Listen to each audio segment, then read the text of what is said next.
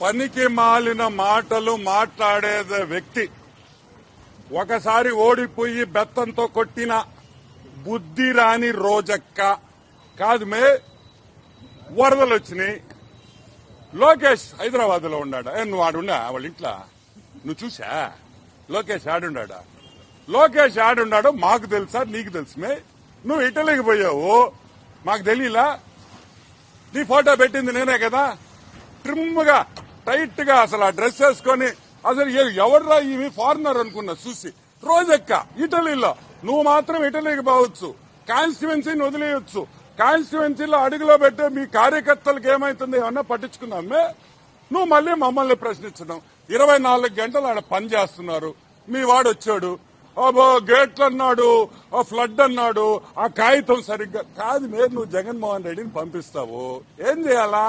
ఆ కాగితం ఇచ్చి చదివించాలి. 15 సార్లు చదివించండి, అదన్నా కరెక్ట్ గా చెప్తాడు. ఈ విధంగా ఈ రోజు చంద్రబాబు నాయుడు, అదే విధంగా ప్రతి మంత్రి ఇంక్లూడింగ్ నారా లోకేష్ ఇంత కష్టపడుతుంటే హైదరాబాద్ లో ఉన్నాడంట. హైదరాబాద్ లో నేను అడుగుతాను, అసలు బుద్ధిని మాట్లాడుతున్నావా? బుద్ధి లేకుండా మాట్లాడతావా? సైజు పెరగడం కాదు, బుద్ధి కూడా పెంచుకో. నువ్వు మర్యాదగా మాట్లాడితే మేము మర్యాదగా మాట్లాడతాం. మొన్న చెప్పా నేను, తిరుమలలో వద్దు అన్నా, చెప్పానా లేదా? మళ్ళీ తిరుమల దగ్గరికి వచ్చి ఆమెకి మళ్ళీ సరే నీకు దర్శనం ఇచ్చారు, ఇక్కడ మా వాళ్ళని కూడా నేను విమర్శించాలి కదా. ఆమెకేందా ప్రోటోకాల్ దర్శనం ఇచ్చేదా? ఆమెకు మళ్ళీ ఒక షాల్వా, పెద్ద షాల్వా, డబుల్ షాల్వా కావాలి. ఆమెకు సింగిల్ షాల్వా జరగదు, డబుల్ షాల్వా కప్పి పంపిస్తారు. ఏంది ఇది? కరెక్ట్ కాదని కూడా నేను మనవి చేస్తున్నా. అసలు తిరుమల నువ్వు దర్శనం తీసుకున్నావు, నువ్వు ఒక ఎక్స్ మినిస్ట్రీ, వాళ్ళు ఏదో నీకు దర్శనం ఇచ్చావు, నువ్వు బయటకు వచ్చి నువ్వేం మాట్లాడతావు? అసలు దేవుడు అంటే నీకు భక్తి ఉందా? నువ్వు అమ్ముకున్న టికెట్లు, నువ్వు సంపాదించుకున్న డబ్బు ఇంకా మా వాళ్ళు తీలేకున్నారు. తొందరలో అన్ని తీస్తాం. నువ్వు ఎంతెంత సంపాదించావు తిరుమలలో, నువ్వు ఎన్నెన్ని లెటర్లు ఇచ్చావు అన్ని తీస్తాం. నేను అనేది నువ్వు సహకరించబాకు, పని చేసేవాడిని విమర్శించబాకు. తప్పులే. నిన్నెవరు రమ్మల్లా, నువ్వు విజయవాడకి నిన్నెవడు ఆడ పిలవరు. నువ్వు ఆ మునిగా అట్లీస్ట్ నువ్వన్నా ఉంటే ఆ నీళ్లు మళ్ళీ పైకి వెళ్ళిపోతాయి, 2వ ఫ్లోర్ కూడా మునిగిపోద్ది. సో వద్దు. నేను చెప్పేది ఏంటంటే నువ్వు విమర్శించు, తప్పు చేస్తే విమర్శించు, ఆ విమర్శను స్వీకరిస్తాం. మేము మాలో పొరపాటు ఉంటే మార్చుకుంటాం, మేము తప్పు చేస్తే సరిదిద్దుకుంటాం. ఏదో విమర్శించాలి, ఏదో కెమెరాల్లో పడాలి అనేది కరెక్ట్ కాదు.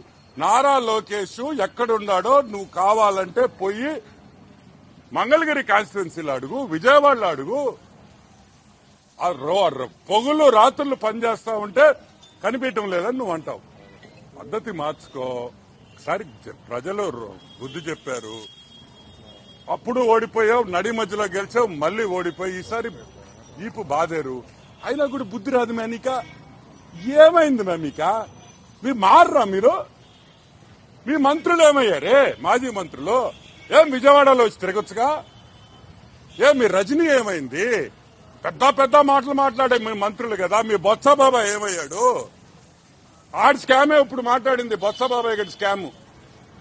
ఆయనే మంత్రి, ఇప్పుడు హైకోర్టుకు పోతున్నది కూడా ఆయన కూడా ఒక ముద్దాయి. దాంట్లో స్కామ్ లో చూపించే ఇంట్రెస్ట్ ప్రజల కష్టాల్లో ఉన్నప్పుడు కూడా చూపించండి. రండి, మీరు అపోజిషన్ లో ఉంటే దూరంగా ఉండకూడదు. కష్టపడండి, చేతులు కలిపి ప్రజలకు సాయం చేస్తాం. అంతేగాని ఆడ కూర్చొని ఏసీలో కూర్చొని మేకప్ వేసుకొని మాట్లాడడం కాదు, మాకు తెలుసు.